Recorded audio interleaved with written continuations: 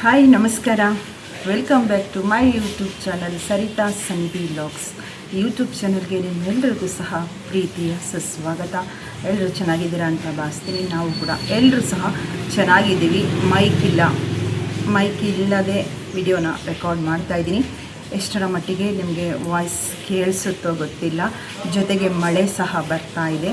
ನಿನ್ನೆ ಅಂತೂ ಹುಣಸೂರಲ್ಲಿ ಭಾರಿ ಮಳೆ, ಸ್ವಲ್ಪ ಗಾಳಿ ಸಮೇತವಾಗಿ ಸಹ ಮಳೆ ಇತ್ತು. ಇವತ್ತು ಸಹ ಮಳೆ ಆಗ್ತಾ ಇದೆ. ಆದ್ದರಿಂದ ಸ್ವಲ್ಪ ನಿಮಗೆ ಮೈಕು ಸಹ ಇಲ್ಲದೆ ಇರೋದ್ರಿಂದ ಸ್ವಲ್ಪ ವಾಯ್ಸ್ ನಿಮಗೆ ಕ್ಲಾರಿಟಿ ಕೇಳಿಸುತ್ತೋ ಇಲ್ಲೋ ಗೊತ್ತಿಲ್ಲ. ವಿಡಿಯೋ ಮಾಡಬೇಕು ಅಂತಲೇ ಹೇಳಿ ಕೂತ್ಕೊಂಡೆ. ಹಾಗೆ ಹೊಸದಾಗಿ ಚಾನಲ್ಗೆ ಬಂದಿರೋರು ಚಾನಲ್ನ ಸಬ್ಸ್ಕ್ರೈಬ್ ಮಾಡಿಕೊಂಡು ಸಪೋರ್ಟ್ ಮಾಡಿ. ವಿಡಿಯೋ ಇಷ್ಟ ಆಗ್ತಾ ಇದೆ ಅನ್ನೋದಾದರೆ ಹೆಚ್ಚು ಲೈಕ್ ಮಾಡಿ, ಹಾಗೂ ಅಭಿಪ್ರಾಯಗಳನ್ನ ಕಮೆಂಟ್ ಮೂಲಕ ತಿಳಿಸುವಂಥದ್ದನ್ನು ಮಾಡಿ. ಬನ್ನಿ, ನಮ್ಮ ಪ್ರಿಯ ಅಂದರೆ ನನ್ನ ತಮ್ಮನ ಹೆಂಡತಿ ದುರ್ಗಾಶ್ರೀಗೆ ಮೆಹಂದಿ ಹಾಕ್ಕೊಡ್ತಿದ್ದಾಳೆ. ಮೆಹಂದಿನ ಹಾಕ್ಕೊಡ್ತಾ ಇರೋದು. ಸುಮ್ಮನೆ ಕೂತ್ಕೊಂಡಿದ್ದಾರಲ್ಲ ಅಂತ ಹೇಳಿ ಮನೆಯಲ್ಲಿ ಮೆಹಂದಿ ಕೋನ್ ಇತ್ತು ಅಂತ ಹೇಳಿ ಹಾಕ್ಕೊಳ್ತಾ ಇದ್ದಾರೆ. ಬನ್ನಿ ನೋಡ್ಕೊಂಬರೋಣ ಯಾವ ರೀತಿ ಹಾಕ್ತಾಯಿದ್ದಾರೆ ಏನು ಅಂತ ಹೇಳಿ ತೋರಿಸಿ ಬರ್ತೀನಿ. ಬಂದು ಆಮೇಲೆ ಮಾತನ್ನು ಮುಂದುವರಿಸ್ತೀನಿ. 2ನೇ ಎಪಿಸೋಡ್, ನಮ್ಮ ವೈವಾಹಿಕ ಜೀವನದ ವರ ವಧು ಅನ್ವೇಷಣೆಯ 2ನೇ ದಿನದ ಒಂದು ಎಪಿಸೋಡ್ನ ನನ್ನ ಒಂದು ನೆನಪಿನ ದೋಣಿಯಲ್ಲಿ ಆ ನೆನಪಿನ ಬುತ್ತಿಯನ್ನು ನಿಮ್ಮ ಮುಂದೆ ಹೇಳಿಕೊಳ್ಳುವಂಥದ್ದನ್ನು ಖಂಡಿತ ಈ ವಿಡಿಯೋದಲ್ಲಿ ಮಾಡ್ತೀನಿ. ಅದಕ್ಕೆ ಮುಂಚಿತವಾಗಿಯೂ ನನ್ನ ಪ್ರೀತಿ ಪಾತ್ರರು ಒಬ್ಬ ಸಹೋದರಿ ನನಗೆ ಉಡುಗೊರೆ ಕಳಿಸಿದ್ದಾರೆ. ಏನನ್ನು ಕಳಿಸಿದ್ದಾರೆ, ಅವರ ಪ್ರೀತಿಗೆ ನಿಜವಾಗ್ಲೂ ಸಹ ಬೆಲೆ ಕಟ್ಟೋದಕ್ಕೆ ಖಂಡಿತ ಆಗೋದಿಲ್ಲ. ನಾನು ಯೂಟ್ಯೂಬ್ಗೆ ಬಂದು ಸುಮಾರು 5ರಿಂದ 6 ವರ್ಷ ಕಳೀತಾ ಬರ್ತಾಯಿದೆ. ತುಂಬ ಹೆಣ್ಮಕ್ಳ ಮನಸ್ಸನ್ನು ನಾನು ಗೆದ್ದಿದ್ದೀನಿ ಅಂತ ನನಗೆ ಗೊತ್ತಿದೆ. ತುಂಬ ಉಡುಗೊರೆಗಳು ಸಹ ನನಗೆ ಕಳಿಸಿರುವಂಥದ್ದು ಸಹ, ಅದರಲ್ಲಿ ಉತ್ತರ ಕರ್ನಾಟಕದ ಹೆಣ್ಮಕ್ಳು ರೊಟ್ಟಿ ಚಟ್ನಿ ಪುಡಿಯಿಂದನೂ ಸಹ ನನಗೆ ಕಳಿಸ್ಕೊಟ್ಟಿದ್ದಾರೆ. ಈ ಸಂದರ್ಭದಲ್ಲಿ ಕೆಲವರು ನಂಬಿಕೆನೇ ಕಳ್ಕೊಂಡ್ರು ಅಂತ ಅಂದ್ಕೊಳ್ತೀನಿ. ಏಕೆಂದರೆ ನನ್ನ ಬದುಕಿನಲ್ಲಿ ನಡೆದಂಥ ಈ ಬಿರುಗಾಳಿಯ ಒಂದು ಘಟನೆ ನಡೆದ ಮೇಲೆ ಕೆಲವರು ನಂಬಿಕೆ ಕಳ್ಕೊಂಡ್ರ ಅಂತ ಅನ್ನಿಸ್ತು. ಒಂದಿಬ್ಬರು ತುಂಬ ಅಟ್ಯಾಚ್ಮೆಂಟ್ ಇಟ್ಕೊಂಡಿದ್ರು, ಮಾತೇ ನಿಲ್ಲಿಸ್ಬಿಟ್ರು. ಗೊತ್ತಿಲ್ಲ ಅದು ನಂಬಿಕೆ ಕಳ್ಕೊಂಡ್ರೇನೋ ಅಂತ ಅನ್ನಿಸ್ತು. ಇಲ್ಲ ಅವ್ರು ಯಾವ ಸಂದರ್ಭದಲ್ಲಿ ಯಾವ ಸಿಚುವೇಷನಲ್ಲಿ ಇದ್ದಾರೋ ನನಗದು ಗೊತ್ತಿಲ್ಲ, ಅದನ್ನು ನಾನು ಹೇಳಿಕೊಳ್ಳೇಬೇಕು. ಆದರೆ ಕೆಲವರು ಅವರ ಹೃದಯದಲ್ಲಿ ಒಂದು ಅಮರ ಸ್ಥಾನ ಕೊಟ್ಟಿದ್ದಾರೆ ನನಗೆ. ಒಬ್ಬ ಹೆಣ್ಮಗಳು, ನಾನು ಏನನ್ನು ಬಯಸೋದಿಲ್ಲ. ಕೆಲವು ಸಂದರ್ಭ ನಾನು ಈಗಿನ ಒಂದು ಕ್ಷಣದಲ್ಲಿ ಖಂಡಿತ ತುಂಬ ಜನ ನನ್ನ ಸಹಾಯಕ್ಕೆ ನಿಂತವರು ಇದ್ದಾರೆ. ಅವರೆಲ್ಲರಿಗೂ ಕೂಡ ನಾನು ಇನ್ನೂ ರಿಟರ್ನ್ ಯಾವುದೇ ನಾನು ಇನ್ನೂ ಮಾಡೋಕ್ಕಾಗಿಲ್ಲ. ಒಂದು ಸಮಯಕ್ಕೋಸ್ಕರ ಸದ್ಯದಲ್ಲೇ ಹತ್ರ ಬರ್ತಾ ಇದೆ. ಎಲ್ಲರೂ ಭೇಟಿ ಮಾಡುವಂಥ ಸಮಯ ನನಗೆ ಹತ್ರ ಭಗವಂತ ಕೊಡ್ತಾ ಇದ್ದಾರೆ, ಅದು ರಾಯರು ನನಗೆ ಕೊಡ್ತಾ ಇದ್ದಾರೆ ಅಂತ ಅಂದ್ಕೊಳ್ತಾ ಇದ್ದೀನಿ. ಈ ಹೆಣ್ಣುಮಗಳು ನನಗೆ ನಿನ್ನೆ ಒಂದು ಮೆಸೇಜ್ ಬರುತ್ತೆ, ಮೊನ್ನೆ ಬರುತ್ತೆ ಮೆಸೇಜು ವಾಟ್ಸಪ್ಪಲ್ಲಿ. ಬಂದ ಮೇಲೆ ಏನು ಎತ್ತ ಅಂತ ಹೇಳಿ ನನಗೆ ಒಂದು ಪುಟ್ಟ ಉಡುಗೊರೆ ಅಕ್ಕ ನೀವು ತಗೊಳ್ಳೇಬೇಕು ಅಂತ ಹೇಳ್ತಾರೆ. ಏನನ್ನು ಕಳಿಸ್ಕೊಟ್ಟಿದ್ದಾರೆ ಅನ್ನೋದನ್ನು ನಿಮಗೆ ತೋರಿಸ್ತೀನಿ. ಅದಕ್ಕೆ ಮುಂಚಿತವಾಗಿ ಬನ್ನಿ, ಪ್ರಿಯಾ ಯಾವ ರೀತಿ ಮೆಹಂದಿನ ಹಾಕ್ತಾ ಇರೋದು ನೋಡಿಕೊಂಡು ಮತ್ತೆ ವಾಪಸ್ ಬರೋಣ. ಬನ್ನಿ.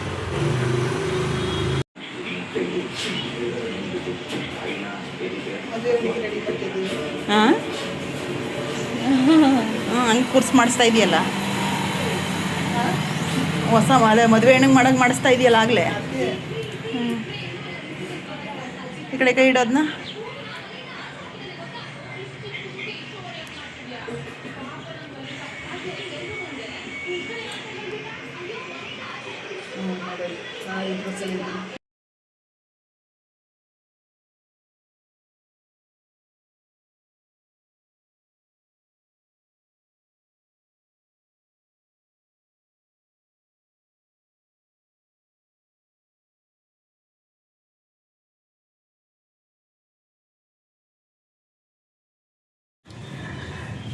ಪ್ರತಿಯೊಬ್ಬರು ಮಕ್ಕಳ ಪಾಲಿಗೆ ತಂದೆನೇ ಇರು. ಹೆಣ್ಮಕ್ಳಾಗಲಿ ಗಂಡು ಮಕ್ಕಳಾಗಲಿ ಅವರ ತಂದೆನೇ ಮೊದಲ ಹೀರೋ ಆಗಿರ್ತಾರೆ.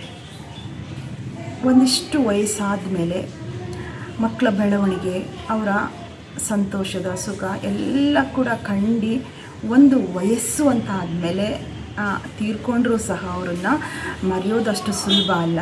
ಇನ್ನು ಏನು ನೋಡಿರಲ್ಲ, ಮಕ್ಕಳ ಭವಿಷ್ಯದ ಬಗ್ಗೆ ತುಂಬ ಕನಸು ಕಟ್ಕೊಂಡು ಮಕ್ಕಳು ಸಹ ಅಪ್ಪ ಅಂದರೆ ಪ್ರಾಣ, ಅಪ್ಪ ಅಂದರೆ ಒಂದು ಆಕಾಶ ಥರ ನೋಡುವಂಥ ಸಂದರ್ಭದಲ್ಲಿ ಚೈಲ್ಡ್ಹುಡ್ಡಿಂದ ಹಿಡಿದು ನನ್ನ ಮಕ್ಕಳು ವಯಸ್ಸವ್ರಿಗೂ ಸಹ ತುಂಬ ಕನಸನ್ನು ಕಟ್ಕೊಂಡಿದ್ದವರು. ನಮ್ಮ ಮನೆಯವರು ಅಷ್ಟೇ, ನನ್ನ ಮಕ್ಕಳು ಅಷ್ಟೇ. ನನಗಿಂತಲೂ ಸಹ ಅವರ ತಂದೆನ ತುಂಬ ಪ್ರೀತಿಸ್ತಾಯಿದ್ರು. ತುಂಬ ಹೇಳ್ಕೊಳ್ಳೋಕ್ಕೆ ಆಗಲ್ಲ. ನಾನು ಕೆಲವು ಬಾರಿ ಹೇಳಿದ್ದು ನಿಜ, ನೀವು ಗಂಡು ಮಕ್ಕಳಾಗಿ ಹುಟ್ಟಬಾರ್ದಿತ್ತು, ಎಲ್ಲೋ ಹೆಣ್ಮಕ್ಳಾಗಬೇಕಿತ್ತು, ಇಷ್ಟೊಂದು ಅಪ್ಪನ ಹಚ್ಕೊಂಡಿದ್ದೀರಾ ನೀವು ಅಂತ ಹೇಳಿ. ಏಕೆಂದರೆ ನಾನು ಸಹ ನನ್ನ ತಂದೆನ ತುಂಬ ಪ್ರೀತಿಸ್ತಾಯಿದ್ದೆ, ತುಂಬ ಹಚ್ಕೊಂಡಿದ್ದೆ. ನನ್ನ ಮಕ್ಕಳು ಗಂಡು ಮಕ್ಕಳು ನೋಡಿ, ಹೆಣ್ಮಕ್ಳು ತಂದೆನ ಪ್ರೀತಿಸೋದು ಸಹಜ. ಅಪ್ಪ ಅಂದರೆ ಹೆಣ್ಮಕ್ಳಿಗೆ ಒಂಥರ ಪ್ರಾಣ ಥರ. ಆದರೆ ನನ್ನ ಮಕ್ಕಳು ಇಬ್ಬರು ಗಂಡು ಮಕ್ಕಳು ಅಪ್ಪನ ತುಂಬ ಪ್ರೀತಿಸ್ತಿದ್ರು. ತುಂಬ ಹೇಳ್ಕೊಳ್ಳೋಕ್ಕೆ ಆಗಲ್ಲ, ಅವರು ಅಷ್ಟೇ ಪ್ರೀತಿಸ್ತಿದ್ರು. ಮಕ್ಕಳು ಅಂದರೆ ಅವ್ರಿಗೆ ನಿಜವಾಗ್ಲೂ ಒಂಥರ ಪ್ರಪಂಚ ಅವ್ರಿಗೆ. ನನ್ನ ಮಕ್ಕಳೇ ಎಲ್ಲ ನನಗೆ ಅನ್ನೋ ಥರ ಇದ್ದವರು. ಮಕ್ಕಳ ಏಳಿಗೆ, ಅವರ ಬೆಳವಣಿಗೆ ಏನು ಸಹ ಅವರು ನೋಡೋಕ್ಕೆ ಆಗಲಿಲ್ಲ. ಯಾಕೆ ಇದನ್ನು ಹೇಳ್ತಾ ಇದ್ದೀನಿ ಅಂದರೆ ಅದನ್ನು ಹೇಳ್ಕೊಳ್ಳೋಕ್ಕಾಗಲ್ಲ ಅಂತ. ಯಾಕೆ ಈ ಮಾತನ್ನು ಹೇಳ್ತಾ ಇದ್ದೀನಿ ಅಂದರೆ, ನಾವಿನ್ನೂ ಸಹ ನಮ್ಮ ಮನೆಯವ್ರನ್ನ ಮರೆತು ಬದುಕೋಕ್ಕಾಗ್ತಿಲ್ಲ. ನನ್ನ ಮಕ್ಕಳು ಸಹ, ನನ್ನ ಮಕ್ಕಳಿಬ್ಬರು ಸಹ ಕೆಲವು ಬಾರಿ ನೋಡಿ, ನಿನ್ನೆ 4:15 ನನ್ನ ಮಗ, ದೊಡ್ಡ ಮಗ ನಿದ್ರೆ ಮಾಡಿಲ್ಲ. ಅವನು 4:15 ನಾನು ಕೂಡ ಎಚ್ಚರ ಆಗ್ತೀನಿ. ನಾನು ಮಲಗಿರ್ತೀನಿ, ಮಲಗಿದ್ದು ಎಚ್ಚರ ಆಗ್ತೀನಿ. ಹಿಂಗೆ ಎಚ್ಚರ ಆದ ತಕ್ಷಣ ನಾವು ನೋಡೋದೇ ಮೊಬೈಲ್ ಅಲ್ವಾ. ಇನ್ಸ್ಟಾಗ್ರಾಮ್ಗೆ ಹೋದಾಗ ಅವ್ನು ಸ್ಟೇಟಸ್ ಹಾಕಿರ್ತಾನೆ, ಸ್ಟೋರಿ ಹಾಕಿರ್ತಾನೆ. ಸ್ಟೋರಿ ಓಪನ್ ಮಾಡಿ ನೋಡ್ತೀನಿ. ಮಕ್ಕಳು ಆ ತಂದೆ ಅನ್ನೋರಿಗೆ ಹೃದಯದಲ್ಲಿ ಸಿಂಹಾಸನದ ಒಂದು ಸ್ಥಾನ ಕೊಟ್ಟಿರ್ತಾರೆ. ಅವನ ಒಂದು ಸ್ಟೋರಿ ನೋಡಿ ನಿಜವಾಗ್ಲೂ ತುಂಬ ಹತ್ತಿದ್ದೀನಿ ನಾನು ಆ ಕ್ಷಣದಲ್ಲಿ. ಅದೇನು ಅಂತ ನೋಡಿ ಹಾಕ್ತೀನಿ, ಸ್ಕ್ರೀನ್ ಮೇಲೆ ಹಾಕ್ತೀನಿ. ಆ ಸ್ಟೋರಿನ ನಾನು ಒಂದು ಸ್ಕ್ರೀನ್ ಶಾಟ್ ತೊಗೊಂಡೆ ಹಾಕ್ತೀನಿ ನೋಡಿ. ಆ ಕ್ಷಣ ಅವನೆಷ್ಟು ದುಃಖದಲ್ಲಿ ಮಾನಸಿಕವಾಗಿ ಅವರ ಅಪ್ಪನ ಎಷ್ಟು ನೆನಪು ಮಾಡ್ಕೊಂಡಿದ್ದಾನೆ. ಆ ನೆನಪನ್ನು ಆ ಸ್ಟೋರಿ ಮೂಲಕ ಅವನು ಶೇರ್ ಮಾಡ್ಕೊಂಡಿರೋದು. ಆ ಕ್ಷಣ ನನಗೂ ಕೂಡ ತುಂಬ ದುಃಖ ಆಯಿತು, ತುಂಬ ಆಯಿತು. ಭಗವಂತ ಯಾಕೆ ಈ ಥರ ಮಾಡಿದೆ, ಯಾಕೆ ಹಿಂಗೆ ಮಾಡಿದೆ ಅನ್ನೋ ಥರ ಭಗವಂತನಲ್ಲಿ ಕೇಳ್ಕೊಳ್ಳೋವಂಥ ಕ್ಷಣ ನಾನು ಆ ಒಂದು ಕ್ಷಣ ಅನುಭವಿಸ್ದೆ ಅಂತ ಹೇಳ್ಕೊಳ್ತೀನಿ. ಸ್ಕ್ರೀನ್ ಮೇಲೆ ಹಾಕ್ತೀನಿ. ನೋಡೋದ್ರಲ್ಲ ಸ್ನೇಹಿತರೆ, ನನ್ನ ಮಗ ಇನ್ಸ್ಟಾಗ್ರಾಮಲ್ಲಿ ಅವನ ಒಂದು ಸ್ಟೋರಿಯಲ್ಲಿ ಅದ್ಭುತವಾದ ಪದಗಳು, ನಿಜವಾಗ್ಲೂ ಸಹ ಆ ವರ್ಡ್ ಇದೆಯಲ್ಲ, ನಿಜವಾಗ್ಲೂ ಅದ್ಭುತ ಅಂತ ನನಗನ್ನಿಸ್ತು. ಆದರೆ ನನ್ನ ಮಗನ ಮನಸ್ಸು ಎಷ್ಟರ ಮಟ್ಟಿಗೆ ನೊಂದಿದೆ, ಅವರ ತಂದೆನ ಯಾವ ರೀತಿ ನೆನಪು ಮಾಡ್ಕೊಳ್ತಿದ್ದಾನೆ ಅನ್ನೋದಕ್ಕೆ ಕೆಲವು ಬಾರಿ ತುಂಬ ಸಂಕಟ ಆಗುತ್ತೆ ನಮಗೆ. ನೋವನ್ನ ಅನುಭವಿಸ್ತಾ ಇರೋರಿಗೆ ಮಾತ್ರನೇ ಗೊತ್ತು ಆ ನೋವಿನ ಬೆಲೆ ಏನು ಅಂತ ಹೇಳಿ. ಏನು ಹೇಳ್ತೀರಾ ಕಮೆಂಟ್ ಮಾಡಿ. ನೋಡಿದ್ರಿ ಇವಾಗ ಪ್ರಿಯಾ ಮೆಹಂದಿ ಹಾಕ್ಕೊಡ್ತಾ ಇರೋದು ನೋಡಿದ್ರಿ. ತುಂಬ ಚೆನ್ನಾಗಿ ಮೆಹಂದಿ ಹಾಕ್ತಾರೆ ಪ್ರಿಯಾ, ತುಂಬ ಚೆನ್ನಾಗಿ ಹಾಕ್ತಾಳೆ. ನಿಧಾನಕ್ಕೆ ಹಾಕಿ ಎಷ್ಟು ಚೆಂದ ಹಾಕ್ತಾಳೆ ಅಂತ ಹೇಳಿದ್ರೆ ನಿಮಗೇನು ಅನ್ನಿಸ್ತು ಅಂತ ಹೇಳಿ ಕಮೆಂಟ್ ಮಾಡಿ. ಮತ್ತು ಉಡುಗೊರೆ ಅಂತ ಹೇಳಿದೆ ಅಲ್ವಾ,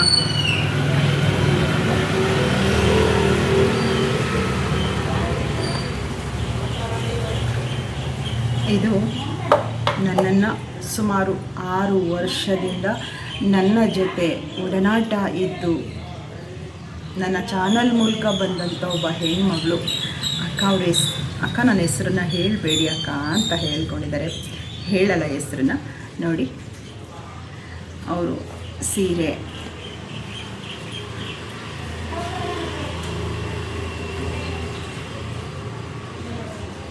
ಸೀರೆ ಜೊತೆಗೆ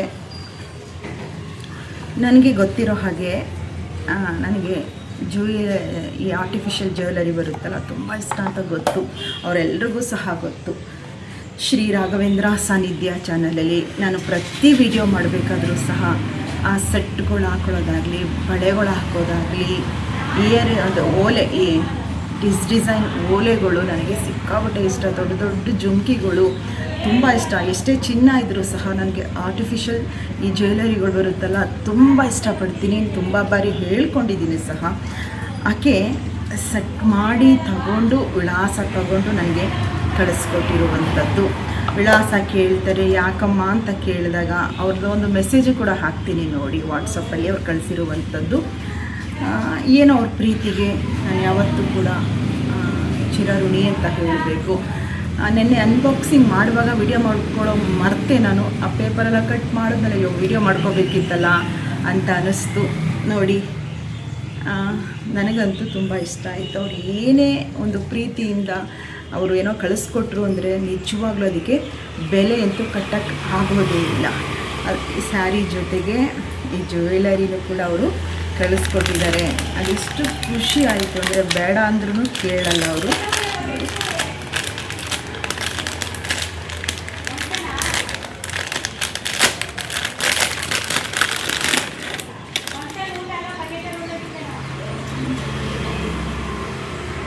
ಚೆನ್ನಾಗಿದೆ ಅಲ್ವಾ? ತುಂಬ ದಿನ ಆಯಿತು ನಮ್ಮ ಮನೆಯವರು ಹೋದ್ಮೇಲೆ ನಾನು ಯಾವುದೂ ಕೂಡ ಅಷ್ಟು ಇಷ್ಟಪಟ್ಟು ಹಾಕ್ತಾಯಿಲ್ಲ. ನೀವು ನೋಡ್ತೀರಲ್ಲ, ಅಷ್ಟಾಗಿ ನನಗೇನು ಇವಾಗ ಆಸೆ ಅನ್ನೋದು ತುಂಬ ಕಡಿಮೆ ಆಗಿದೆ. ಕೆಲವು ಬಾರಿ ಸ್ಟ್ರಾಂಗ್ ಆದರೂ ಸಹ ಮೊದಲು ತುಂಬ ಇಷ್ಟಪಡ್ತಾಯಿದ್ದೆ. ತುಂಬ ಹೇಳ್ಕೊಳ್ಳೋಕ್ಕೆ ಆಗಲ್ಲ, ಅಷ್ಟು ಒಂದು ರೆಡಿ ಆಗೋದಕ್ಕೂ ತುಂಬ ಇಷ್ಟಪಟ್ಟು ರೆಡಿ ಆಗ್ತಾಯಿದ್ದೆ. ಈಗ ಅಷ್ಟಾಗಿ ನನಗೆ ಇಂಟ್ರೆಸ್ಟ್ ಇಲ್ಲ ಅಂತ ಹೇಳ್ಕೊಳ್ತೀನಿ ನೋಡಿ. ಅವ್ರು ನನಗಿಷ್ಟಂಗೆ ಕಳಿಸ್ಕೊಟ್ಟಿರುವಂಥದ್ದು ನಾನು ಅಂದ್ಕೊಂಡೆ.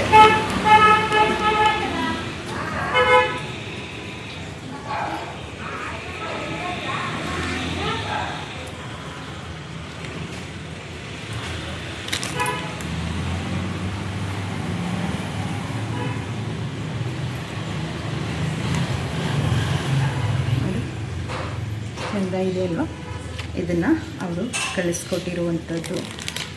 ಜೊತೆಗೆ ನೋಡಿ, ಸಮಾಜ ಬದಲಾಗಬೇಕು ಅಂತ ಹೇಳ್ತೀನಿ. ಪೂರ್ವ ಸುಮಂಗಲಿಯರು, ಕೆಲವರು ಭಾಷೆಯಲ್ಲಿ ಹೇಳೋಗೆ ವಿಧವೆ ಹೆಣ್ಮಕ್ಳು ಗಂಡನ ಕಳ್ಕೊಂಡ ಮೇಲೆ ನಿಜವಾಗ್ಲೂ ಆಕೆ ಅವ್ರ ಮನಸ್ಸು ಸತ್ತೋಗಿರುತ್ತೆ.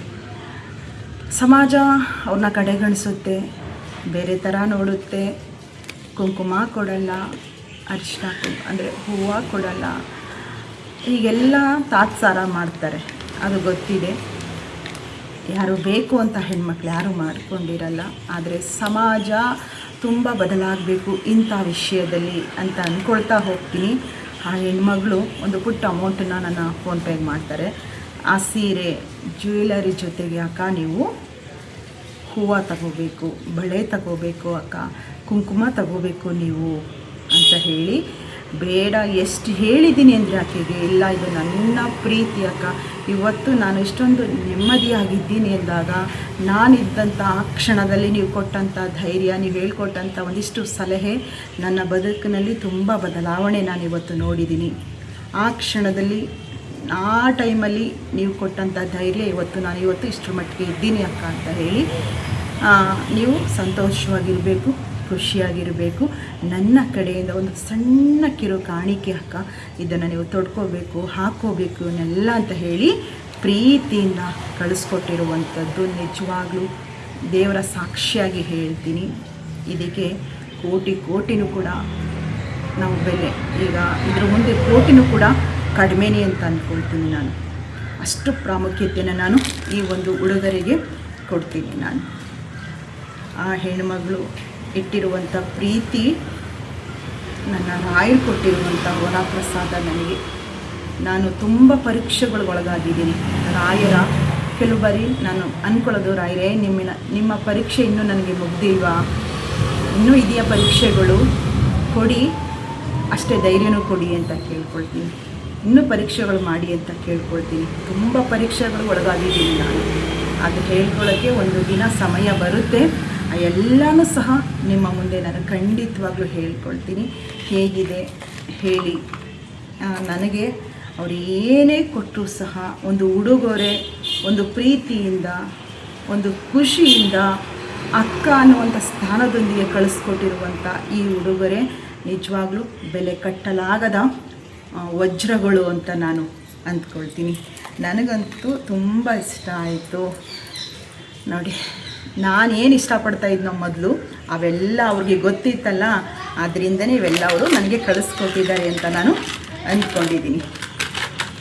ಹೇಳಿ, ಕಮೆಂಟ್ ಮಾಡಿ, ನಿಮಗೇನು ಅನ್ನಿಸ್ತು ಅನ್ನೋದನ್ನು ಕಮೆಂಟ್ ಮಾಡಿ. ನಾಳೆ ಒಂದು ಕಾರ್ಯಕ್ರಮ ಇದೆ, ಆದರೆ ಬ್ಲೌಸ್ ಎಲ್ಲ ಹೊಲಿಸಿಲ್ಲ ಅಲ್ಲ, ಇಲ್ಲಾಂದರೆ ಆ ಕಾರ್ಯಕ್ರಮಕ್ಕೆ ಈ ಸ್ಯಾರಿನೇ ಹಾಕೋಬೇಕು ಅಂದ್ಕೊಂಡಿದ್ದೆ. ಸಮಯ ಕೂಡ ಇಲ್ಲದೇ ಇರೋದರಿಂದ ಮುಂದಿನ ವಿಡಿಯೋಗಳಲ್ಲಿ ಖಂಡಿತ ಒಂದು ಒಳ್ಳೆಯ ದಿನವೇ ಈ ಸ್ಯಾರಿನ ಉಟ್ಕೊಳ್ತೀನಿ. ಅವರ ಆಸೆ ಪ್ರಕಾರ ಹೂವು ಮುಟ್ಕೊಳ್ತೀನಿ, ಕುಂಕುಮ ಹಚ್ಕೋತೀನಿ. ನಿಮ್ಮ ಮುಂದೆ ನಗುತ್ತಾ ಖುಷಿಯಿಂದ ನಾನು ಖಂಡಿತ ವಿಡಿಯೋ ಮಾಡ್ತೀನಿ, ಆಯಿತಾ? Thank you. ನಿಮ್ಮ ಹೆಸರನ್ನ ಹೇಳಬೇಕು ಅಂತ ಬಾಯಲ್ಲಿ ಬರ್ತಾ ಇದೆ. ನೀವು ಅಂದ್ಕೊಂಡಂತೆ ಖಂಡಿತ ನಿಮ್ಮ ಮನಸ್ಸಿಗೂ ಕೂಡ ನಾನು ಅರ್ಟ್ ಮಾಡೋಕ್ಕೆ ಇಷ್ಟಪಡೋದಿಲ್ಲ. ಒಳ್ಳೆಯದಾಗಲಿ. ರಾಯರು ಇನ್ನೂ ನಿಮಗೆ ಹೆಚ್ಚಿನ ಅನುಗ್ರಹ ಮಾಡಲಿ, ಸುಖ ಸಂತೋಷ ಸಮೃದ್ಧಿನ ನಿಮ್ಮ ಬದುಕಿನಲ್ಲಿ ಇನ್ನೂ ಕೊಡಲಿ ಅಂತ ಹೇಳಿ ನಾನು ಹೇಳ್ಕೊಳ್ತೀನಿ. ಥ್ಯಾಂಕ್ ಯು ವೆರಿ ಮಚ್ ಅಮ್ಮ. ಮತ್ತು ನಮ್ಮ ಮದುವೆಯ 2ನೇ ದಿನದ ನೆನಪಿನ ಬುತ್ತಿ ನಮ್ಮ ಮನೆಯವ್ರನ್ನ ಕರ್ಸೋಕ್ಕೆ ಏರ್ಪಾಡಾಗುತ್ತೆ. ಒಂದು ದಿನಾಂಕ ಫಿಕ್ಸ್ ಮಾಡ್ಕೊಳ್ತಾರೆ. ಅವರು ಬರುವಂಥ ದಿನ ನಮ್ಮನೆ ನಿಜವಾಗ್ಲೂ ಒಂಥರ ಸಡಗರ ಸಂಭ್ರಮ. ನೋಡಿ, ಋಣಾನುಬಂಧ ಅನ್ನೋದು ಎಷ್ಟು ಗಟ್ಟಿ ಮಾಡುತ್ತೆ ಅಂತ ಹೇಳಿ. ನಮ್ಮ ತಂದೆ ತುಂಬ ಟ್ರೆಡಿಷನಲ್ ಆಗಿರೋಕ್ಕೆ ಇಷ್ಟಪಡ್ತಿದ್ರು. ತುಂಬ ಹೇಳ್ಕೊಳ್ಳೋಕ್ಕೆ ಆಗಲ್ಲ. ಸ್ಯಾರಿ ಉಟ್ಕೋಬೇಕು ತುಂಬ. ಅದನ್ನ ಹೇಗೆ ಅಂತ ಹೇಳಿದ್ರೆ, ಈಗಲೂ ಸಹ ನಮ್ಮ ತಂದೆ ಹೋಗುವಂಥ ಸಂದರ್ಭದಲ್ಲೂ ಸಹ ನಮ್ಮ ಬಗ್ಗೆ ಎಷ್ಟೊಂದು ಕಾಳಜಿ ಇತ್ತು ಅವ್ರಿಗೆ. ಅಂದರೆ ಹೆಣ್ಮಕ್ಳು ಅಂದರೆ ತುಂಬ ಗೌರವಯುತವಾಗಿ ಇರಬೇಕು. ನಾವು ಹಾಕೋ ಉಡುಗೆ ತೊಡುಗೆ ಏನೇ ಆದರೂ ಸಹ ನಮ್ಮ ಸುತ್ತ ಇರುವಂಥವರು ಕೈ ಎತ್ತಿ ಮುಗಿಬೇಕು. ಎಷ್ಟು ಗೌರವವಾಗಿದ್ದಾರಪ್ಪ ಇವರು, ನೀವು ಹಾಕೋ ಉಡುಗೆಯಿಂದ ನಿಮಗೆ ಗೌರವ ಅಂದರೆ ಗೌರವ ಆ ಕಡೆಯಿಂದ ಆ ರೀತಿ ಬರಬೇಕು ಅನ್ನೋದು ನಮ್ಮ ತಂದೆಯ ಕಿವಿ ಮಾತಾಗಿತ್ತು ನಮ್ಮಗಳಿಗೆ. ಒಂದು ಸ್ಯಾರಿ ಬ್ಲೌಸ್ ಡೀಪು ಸಹ ಹೆಚ್ಚಿಗೆ ನಾವು ಡೀಪನ್ನ ಹಾಕೋಗಿರಲಿಲ್ಲ, ಇಷ್ಟಪಡ್ತಿರ್ಲಿಲ್ಲ ನಮ್ಮ ತಂದೆ. ತುಂಬ ಗೌರವವಾಗಿರಬೇಕು ಅಂತಲೇ ಹೇಳ್ತಾ ಇದ್ದಿದ್ದು ನಮ್ಮ ತಂದೆ. ಹಿಂಗಿದ್ದಾಗ ಗಂಡು ಬರ್ತಾಯಿದೆ, ಹುಡುಗ ಬರ್ತಾಯಿದ್ದಾರೆ ಇವತ್ತು ಅಂದಾಗ ರೇಷ್ಮೆ ಸೀರೆ ಉಡಿಸ್ತಾರೆ. ಕೆಂಪು ಕಲರು ರೇಷ್ಮೆ ಸೀರೆ ಉಡಿಸಿ, ಕನಕಾಂಬರ ಮುಡಿಸಿ, ಮದುವೆ ದಿನ ಹೇಗೆ ರೆಡಿ ಆಗ್ತಾರೋ ಹಂಗೆ ಮದುವೆ ಹೆಣ್ಣು ರೀತಿಯೇ ರೆಡಿ ಮಾಡಿಬಿಟ್ಟಿದ್ರು ನನಗೆ. ಅವೆಲ್ಲ ಫೋಟೋಗಳಿದ್ದಿದ್ರೆ ಶೇರ್ ಮಾಡ್ಕೋಬೋದಿತ್ತು. ಎಂಗೇಜ್ಮೆಂಟ್ ಫೋಟೋ, ರಿಸೆಪ್ಷನ್ ಫೋಟೋ ಇದೆ, ಮದುವೆ ಫೋಟೋನೇ ನಾವು ಆ ಟೈಮಲ್ಲಿ ತಗೊಂಡಿಲ್ಲ ನೋಡಿ. CD ಗಳಿತ್ತು, ಮದುವೆ ಕ್ಯಾಸೆಟ್ಗಳಿತ್ತು, ಆಲ್ಬಂಬನ್ನು ತಗೊಂಡಿಲ್ಲ. ಎಂಗೇಜ್ಮೆಂಟ್ದು ಒಂದು ಇದೇ ಫೋಟೋಗಳು, ಚಿಕ್ಕ ಚಿಕ್ಕ ಫೋಟೋಗಳು. ಅವಾಗೆಲ್ಲ 25 ವರ್ಷದ ಹಿಂದಿನ ಫೋಟೋಗಳು. ಆಗಿನ ಟ್ರೆಂಡ್ ಪ್ರಕಾರನೇ ಇರ್ತಾಯಿತ್ತಲ್ವ. ಹಂಗೆ ಅಲಂಕಾರ ಅಂತೂ ನಮ್ಮ ತಂದೆ ಹಂಗೆ ಮಾಡಿಸಿದ್ರು. ಸಾಕ್ಷಾತ್ ಮಹಾಲಕ್ಷ್ಮಿ ಥರ ರೆಡಿ ಮಾಡಿಸ್ಬಿಟ್ರು ನಮ್ಮ ತಂದೆ. ಹುಡುಗ ಬರ್ತಾರೆ, ನಮ್ಮ ಮನೆ ಮುಂದೆ ಕಾರ್ ಬಂದು ನಿಂತ್ಕೊಳ್ಳುತ್ತೆ. ನಮ್ಮನೆ ಅದು ಏನೆಲ್ಲ ಸದ್ದಿಲ್ದಂಗೆ ನನ್ನ ತಂಗಿರು ತಮ್ಮ ಎಲ್ಲ ರೂಮ್ ಸೇರ್ಕೊಬಿಟ್ಟವ್ರೆ. ನಮ್ಮ ದೊಡ್ಡಪ್ಪನ ಮನೆಯವರು, ನಮ್ಮ ತಂದೆ ಎಲ್ಲ ಕೂತ್ಕೊಂಡಿದ್ದಾರೆ ಹಾಲಲ್ಲಿ. ಆಲ್ರೆಡಿ ಒಂದು ಕಡೆ ಟೀ ಬೇಯ್ತಾ ಇದೆ, ಒಂದು ಕಡೆ ಗ್ಲಾಸಲ್ಲಿ ಜ್ಯೂಸ್ಗಳು, ಸ್ವೀಟು, ಮಿಕ್ಸ್ಚರು ಎಲ್ಲ ಜೋಡಿಸಿ ಎಲ್ಲ ರೆಡಿ ಮಾಡಿಬಿಟ್ಟಿದ್ದಾರೆ. ನನಗೂ ಕೂಡ ಹೇಳಿದ್ನಲ್ಲ, ಕೆಂಪು ರೇಷ್ಮೆ ಸೀರೆ ಉಡಿಸಿ, ಜಡೆ ಹಾಕಿ, ಕನಕಾಂಬರ ಹೂವು ಮುಡಿಸಿ, ಸೀರೆನ ಪಿನ್ ಮಾಡಿ ನೀಟಾಗಿ. ನಾನು ಹೇಳಬೇಕು ಅಂದರೆ ಆ ಸಂದರ್ಭದಲ್ಲಿ ಗೊಂಬೆ ಥರ ಇದ್ದೆ, ದಪ್ಪ ಇರಲಿಲ್ಲ. ಸಣ್ಣಕ್ಕೆ ಒಂದು ಫೋಟೋ ಹಾಕ್ತೀನಿ ನೋಡಿ ಸೈಡಲ್ಲಿ, ಅದು ಎಂಗೇಜ್ಮೆಂಟ್ ಫೋಟೋ. ಅದು ಆ ಟೈಮಲ್ಲಿ ಎಷ್ಟು ಸಣ್ಣ ಇದ್ದೀನಿ ನೋಡಿ. ಹಾಗೆ ಹಂಗಿದ್ದವಳನ್ನು ರೆಡಿ ಮಾಡಿಸಿ ಹುಡುಗ ಬರ್ತಾರೆ, ಒಳಗಡೆ ಎಂಟ್ರಿ ಆಗ್ತಾರೆ. ಬಂದು ಒಂದು ಕಡೆ ಕೂತ್ಕೊಳ್ತಾರೆ. ಅವ್ರ ಕಡೆ ರಿಲೇಟಿವ್ ಎಲ್ಲ ಬಂದಿರ್ತಾರೆ. ನಿಜ ಹೇಳ್ತೀನಿ, ಫಸ್ಟು ನೀರನ್ನು ಕೊಟ್ಕೊಳಿಸ್ತಾರೆ. ನೀರು ಟ್ರೈಲಿ ನೀರು ಜೋಡಿಸಿ ಫಸ್ಟ್ ನೀರನ್ನು ತೊಗೊಂಡೋಗಿ ಮುಂದೆ ಟೀಪಾಯ್ ಮೇಲೆ ಇಡ್ತೀನಿ.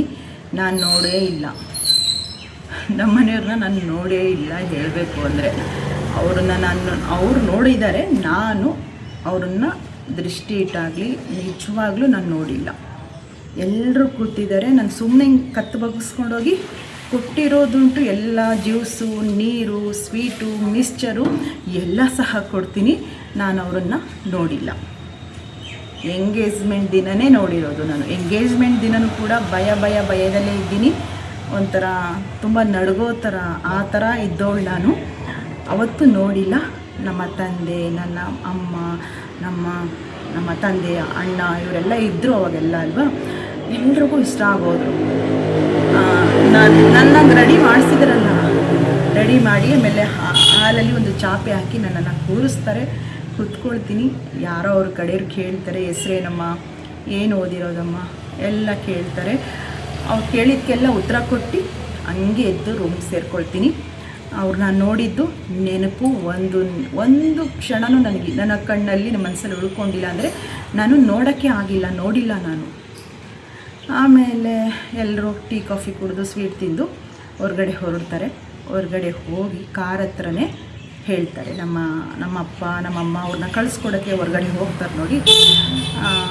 ನೀವು ಬನ್ನಿ ಮನೆ ನೋಡೋ ಥರ ಇದ್ದರೆ, ಅಂದರೆ ಅದಕ್ಕೆ ಮುಂಚೆನೇ ಹೆಸ್ರುಗಳನ್ನ ಕುಂಡ್ಲಿ, ಅವರ ಹೆಸ್ರು ಬಲ, ನನ್ನ ಹೆಸ್ರು ಬಲಕ್ಕೆಲ್ಲ ಶಾಸ್ತ್ರ ಕೇಳ್ಕೊಂಡು ಈಗ ಹುಡುಗ ನೋಡಾಯಿತಲ್ವ, ನೀವು ಸಹ ಮನೆ ಕಡೆ ನೋಡ್ತೀನಾದರೆ ಒಂದಿನ ಬನ್ನಿ ಅಂತ ಹೇಳ್ತಾರೆ. ಅಲ್ಲಿಗೆ ಅರ್ಥ ಮಾಡ್ಕೊಳ್ಳಿ, ನಮ್ಮ ಮನೆಯವ್ರಿಗೆ ನಾನು ಇಷ್ಟ ಆದೆ ಅಂತ ಹೇಳಿ. ನನಗಂತೂ ಅವ್ರು ನೋಡಿದ ನೆನಪೂ ಇಲ್ಲ. ಆ ಕ್ಷಣದಲ್ಲಿ ನನಗೆ ಗೊತ್ತೇ ಇಲ್ಲ. ನಮ್ಮ ತಂದೆನೂ ಸಹ ನಂದು ಒಂದೇ, ನನ್ನಪ್ಪ ಒಪ್ಕೊಂಡ್ರಷ್ಟೇ ಅಂತ ಹೇಳ್ತಾ ಇದ್ದಿದ್ದು. ನಮ್ಮ ಮನೆ ಎಲ್ಲರೂ ಒಪ್ಕೊಂಡ್ರು, ಎಲ್ರಿಗೂ ಖುಷಿ ಆಯಿತು. ನನ್ನ ಅಳಿಯ, ನಮ್ಮಪ್ಪ ನೋಡಿ ಅವ್ರ ಬಾಯಲ್ಲಿ ಹೆಂಗೆ ಬಂತು ಅಂದರೆ, ನನ್ನ ಅಳಿಯ ನನಗೆ ತಕ್ಕವಾಗಿ ನನ್ನ ಅಳಿಯ ಇದ್ದಾರೆ ಅನ್ನೋ ಥರ ಬಂದ್ಬಿಡ್ತು. ಅಲ್ಲೇ ಋಣಾನುಸಂಬಂಧ ಭಗವಂತ ಸೃಷ್ಟಿ ಮಾಡಿರುವಂಥದ್ದು. ಇಷ್ಟ ಆಯಿತು. ಇದಾದಮೇಲೆ ನಮ್ಮ ಮನೆಯಿಂದ ಒಂದು ಸ್ವಲ್ಪ ಜನ ಹುಡುಗನ ಮನೆ ನೋಡೋಕ್ಕೆ ಹೋಗ್ತಾರೆ. ನೋಡಿಕೊಂಡು ಬರ್ತಾರೆ. ನೋಡ್ಕೊಂಡು ಬಂದ ಮೇಲೆ ಒಂದು ದಿನ ಮಾತುಕತೆ ಆಗುತ್ತೆ. ಆ ಟೈಮಲ್ಲಿ ವರದಕ್ಷಿಣೆ ಅನ್ನೋದು ತುಂಬ ಮುಂಚೂಣಿಯಲ್ಲಿತ್ತು. ಆವಾಗೆಲ್ಲ ತುಂಬ ಗಂಡನ ಕಡೆಯವ್ರಿಗೆ, ಗಂಡಿಗೆ ವರದಕ್ಷಿಣೆ ರೂಪದಲ್ಲಿ ಉಡುಗೊರೆಗಳನ್ನ ಕೊಡ್ತಾಯಿದ್ರು. ನಮ್ಮ ಆ ಸಂದರ್ಭದಲ್ಲಿ ಈಗ ಬಿಡಿ, ಈಗ ಹೆಣ್ಮಕ್ಳಿಗೆ ಸಿಕ್ಕಾಬಟ್ಟೆ ಡಿಮ್ಯಾಂಡ್ ಆಗೋಗಿದೆ. ಟ್ರೆಂಡಿಂಗ್ ಇತ್ತು ವರದಕ್ಷಿಣೆ ಇರೋದನ್ನು ಹೇಳಬೇಕು. ನಮ್ಮ ತಂದೆ ಏನು ವರದಕ್ಷಿಣೆ ಅಂತ ಹೇಳಬೇಕು ವಿಡಿಯೋ ಮೂಲಕ ಗೊತ್ತಿಲ್ಲ. ಆದರೂ ಸಹ ವರದಕ್ಷಿಣೆ ಏನು ಅಂತ ಇದು ಮಾಡಿಲ್ಲ. ಸೂಟು, ಚೈನು, ನನಗೆ ಒಡವೆ ಇದೆಲ್ಲ ನಮ್ಮ ತಂದೆ ಮಾಡಿಸಿದ್ರು. ದುಡ್ಡು ಅಂತ ವರದಕ್ಷಿಣೆ ಅಂತ ಏನೂ ಕೊಟ್ಟಿಲ್ಲ.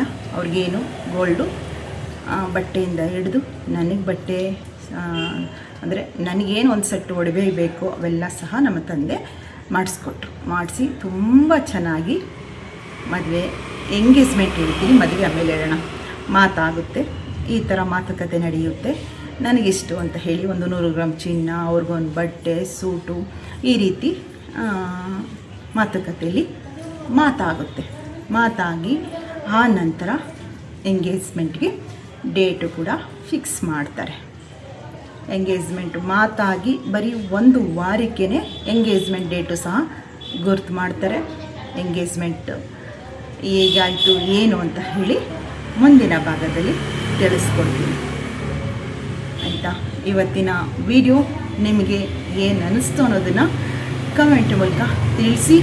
ವಿಡಿಯೋ ಇಷ್ಟ ಆಗ್ತಿದೆ ಅನ್ನೋದಾದರೆ ಲೈಕ್ ಕೊಡೋರು ತುಂಬ ಕಡಿಮೆ ಲೈಕ್ ಕೊಡ್ತಾ ಇದ್ದೀರಪ್ಪ, ಏನು ಅಂತ ಗೊತ್ತಿಲ್ಲ. ಲೈಕ್ ಕೊಡಿ, ಕಮೆಂಟ್ ಮಾಡಿ. ಹೊಸದಾಗಿ ಚಾನಲ್ಗೆ ಬಂದಿರೋರು ಚಾನಲ್ನ ಸಬ್ಸ್ಕ್ರೈಬ್ ಮಾಡ್ಕೊಳ್ಳಿ. ಜೊತೆಗೆ ಹೈಪ್ ಅನ್ನೋವಂಥ ಪಾಯಿಂಟು ಸಹ ನನಗೆ ನೀವೆಲ್ಲರೂ ಸಹ ಕೊಟ್ಟು ಸಪೋರ್ಟ್ ಮಾಡಿ. ಮುಂದಿನ ವಿಡಿಯೋದಲ್ಲಿ ಸಿಗ್ತೀನಿ. ಹೊಸ ಡೈಲಿ ಬ್ಲಾಗ್ ವಿಡಿಯೋದೊಂದಿಗೆ ನಿಮ್ಮ ಮುಂದೆ ಬರ್ತಾ ಹೋಗ್ತೀನಿ. ಲಾಸ್ಟ್ವರೆಗೂ ವಿಡಿಯೋ ನೋಡಿದ ನಿಮ್ಮೆಲ್ಲರಿಗೂ ಸಹ ನಿಮ್ಮ ಸನ್ನಿಧಿ ಕಡೆಯಿಂದ ಪ್ರೀತಿಯ ಧನ್ಯವಾದಗಳು. ಮತ್ತೆ ಸಿಗೋಣ. ಬಾಯ್.